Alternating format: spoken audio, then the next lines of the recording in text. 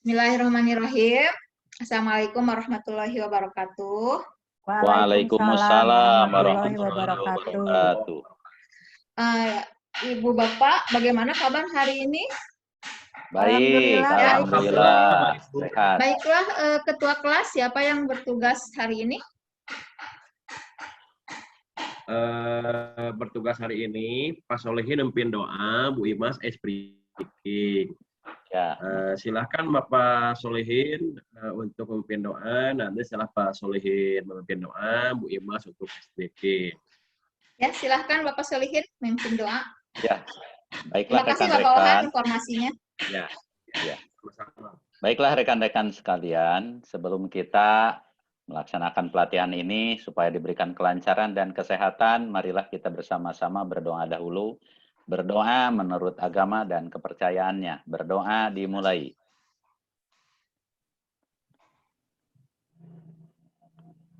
Selesai. Ya, lanjut dengan ice break-nya siapa? Bu Imas, Bu. Ya, silahkan Bu Imas. Iya. Bismillahirrahmanirrahim. Assalamualaikum warahmatullahi wabarakatuh. Waalaikumsalam warahmatullahi Bapak, wabarakatuh. Ibu, biar kita semangat untuk memulai pelajaran, kita tepuk semangat ya. Boleh, Boleh, siap. siap. Oke. Langsung saja kita mulai. Ya. Tepuk semangat. Tuh. Semangat. Semangat. Semangat. Yeay. Kembalikan lagi kepada Ibu Fasilitator. Ya, terima kasih Bu Imas dengan ice break-nya sehingga kita menjadi lebih segar lagi ya, bersemangat lagi untuk mengikuti pembelajaran hari ini. Baiklah Ibu Bapak, izinkan saya untuk menampilkan PPT-nya terlebih dahulu untuk materi ajar hari ini. Nah, Ibu Bapak, pada hari ini kita akan belajar tentang alur tujuan pembelajaran ya. Kemarin kita sudah bahas alur tujuan pembelajaran itu tentang konsep alur tujuan pembelajaran, konsep tujuan pembelajaran, prinsip penyusunan pembelajaran ya. Dan sekarang yang akan kita bahas adalah prosedur penyusunan pembelajaran. Nah, Ibu Bapak, prosedur penyusunan alur tujuan pembelajaran ini adalah bagian dari perangkat ajar ya, perangkat ajar itu kan ada 3, yaitu capaian pembelajaran, alur tujuan pembelajaran, dan modul ajar. Nah, sekarang yang akan kita bahas ada tentang prosedurnya. Prosedurnya bagaimana menyusun alur tujuan pembelajaran. Ada 7 langkah atau 7 langkah untuk kita bisa menyusun alur tujuan pembelajaran. Langkah pertama, kita analisis dulu capaian pembelajaran yang dimuat masing-masing pada fase, di mana capaian pembelajaran ini kan sudah ditentukan oleh pemerintah ya. Nah, dalam ada 6 fase, yaitu fase A untuk kelas 1-2, fase B untuk kelas 3 dan kelas 4, fase C kelas 5 dan kelas 6, fase D kelas 7, 8, 9, dan fase E adalah kelas 10, dan yang terakhir adalah fase F untuk kelas 11 dan 12. Jadi analisis dulu, kita akan membuat alurnya itu apa? Apakah fase A atau fase B? Ya itu. Jadi dianalisis dulu.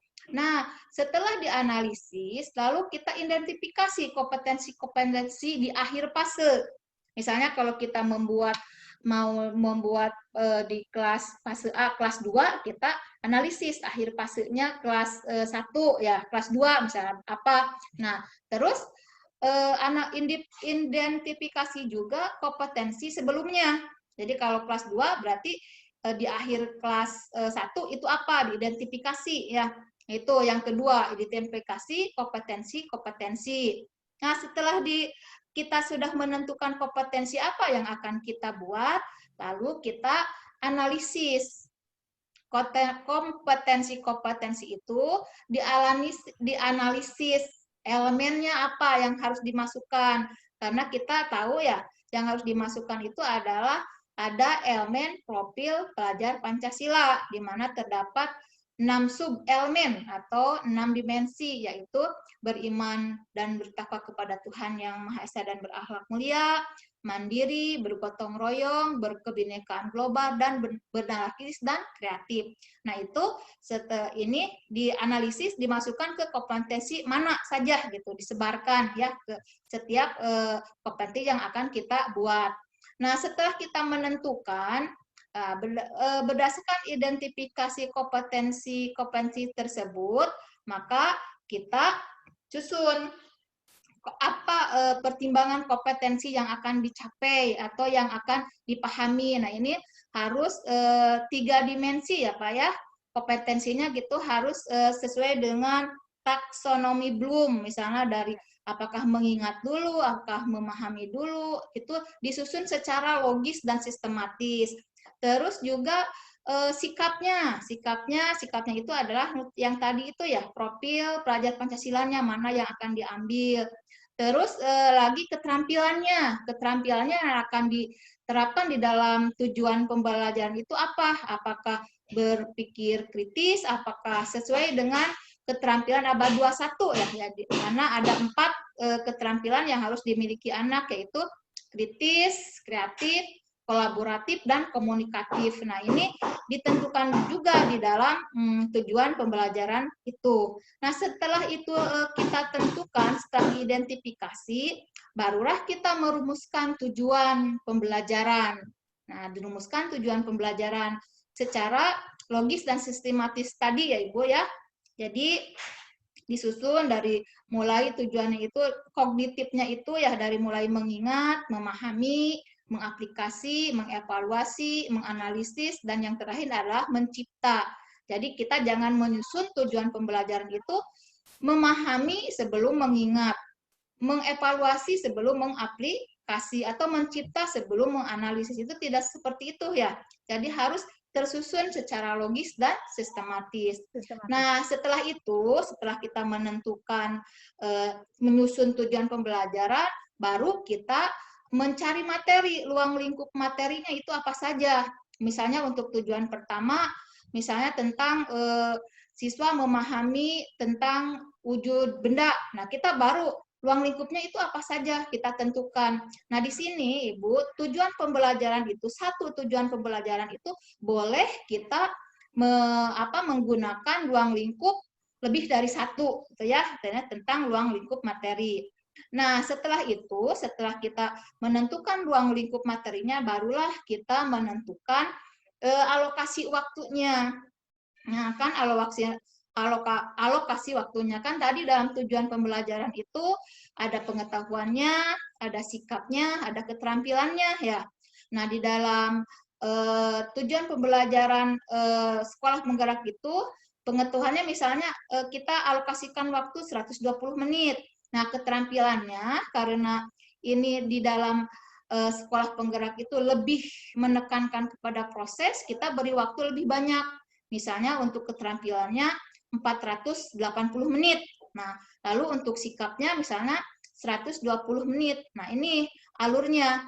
Jadi setelah selesai semuanya, kita prosedurnya dari 1 ke 2, barulah yang terakhir kita menentukan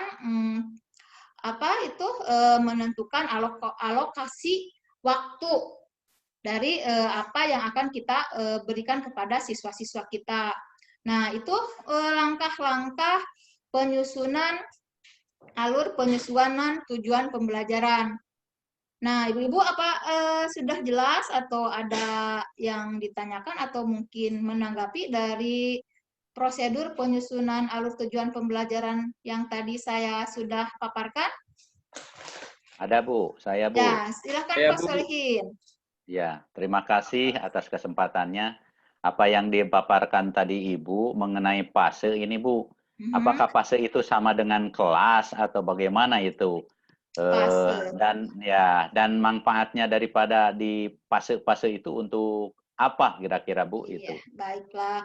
Nah, tadi yang saya pahami, jadi apakah fase itu sama dengan kelas ya? Terus mengapa dibuat per fase, manfaatnya bagaimana? Ya, mungkin ya, ada itu betul. Dari yang lainnya, mungkin dari Bu Imas atau Pak Ohan ingin menjelaskan pertanyaan dari Pak Solihin? Yang saya tahu Bu, fase-fase itu ada 7 ya tadi ya.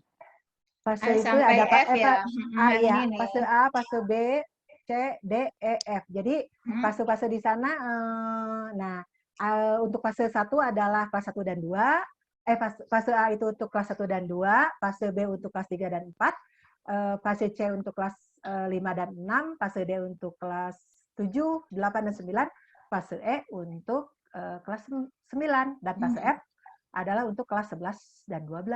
Mungkin itu Bu yang saya tahu. Iya itu. Jadi mungkin kalau kita dilihat di sini ya, fase itu tidak sama Ada dengan 6 ya. kelasnya, tidak sama dengan Iya. kelas. Itu fase A itu yang masuk ke fase A itu adalah kelas 1 dan kelas 2. Kelas 1 Jadi dan tidak 2. sama. Mengapa dibuat fase? Karena dalam sekolah penggerak itu kan lebih menekankan kepada proses ya. Jadi lebih memberikan waktu luang gitu agar anak peserta didik lebih mengeksplor lagi segala tentang kreativitas dan segala macamnya, sehingga capaian pembelajaran itu bisa dicapai secara maksimal dan berkualitas. Mungkin itu ya Pak Solihin. Bagaimana Pak Solihin? Jelas? Iya. Ya, betul. Ya, atas penjelasan Ibu. Jadi fase itu memang tidak seperti satu kelas, satu fase. Satu Mungkin kelas. apabila Bukan. ada yang belum, ya satu kelas maksudnya. Kalau ada anak yang belum mencapai daripada materi tersebut, bisa ada kesempatan mungkin ya Bu ya. Iya, jadi rentang waktunya itu lebih diperbanyak lagi untuk memberikan kesempatan disesuaikan dengan bahwa anak itu kan berbeda-beda ya Pak ya. Jadi disesuaikan dengan karakteristik anak. Memiliki karakteristik ada yang tersendiri. cepat, ada yang lambat, ya maka diberi rentang waktunya itu lebih diperpanjang lagi, itu maksudnya Pak. Ya. Terima kasih. Jelas Pak? Ya. Jelas. Coba ada lagi yang lainnya? Pak Ohan tadi Bu yang mau tanya. Ya silahkan Bapak Itu Ohan. untuk nomor 4 mengidentifikasi itu dijelaskan lagi Bu. Identifikasi kompetensi inti di akhir fase, rumuskan pembelajaran dengan mempertimbangkan kompetensi yang akan dicapai. Ini sebenarnya akan dipahami. Nah, itu ini kan dari sini, Pak. Dari sini identifikasi kompetensi ya. Setelah berdasarkan identifikasi kompetensi inti di akhir itu, barulah kita merumuskan tujuan pembelajaran. Nah, rumusan tujuan pembelajaran ini harus mencakup 3 ya Pak. Kalau yang bahasan yang dari konsep tujuan pembelajaran, yaitu harus mencakup kepada kompetensi, konten, dan variasi. Sehingga siswa bisa mencapai tujuan pembelajaran tersebut dengan maksimal gitu, dengan utuh gitu ya. Bagaimana Pak Solihin? Ya, udah. Atau mau ada yang mau menambahkan? Sudah jelas? Jelas Bu. Ada lagi yang tidak ada lagi? Iya. Ya, kalau sudah jelas berarti kita sudahi saja ya pembelajaran kita hari ini tentang proses penyusunan alur tujuan pembelajaran. Mungkin yang lainnya akan kita lanjutkan lagi pada sesi selanjutnya. Nah, itu saja dari saya. Terima kasih. Wassalamualaikum warahmatullahi wabarakatuh. Waalaikumsalam warahmatullahi wabarakatuh. Waalaikumsalam warahmatullahi wabarakatuh.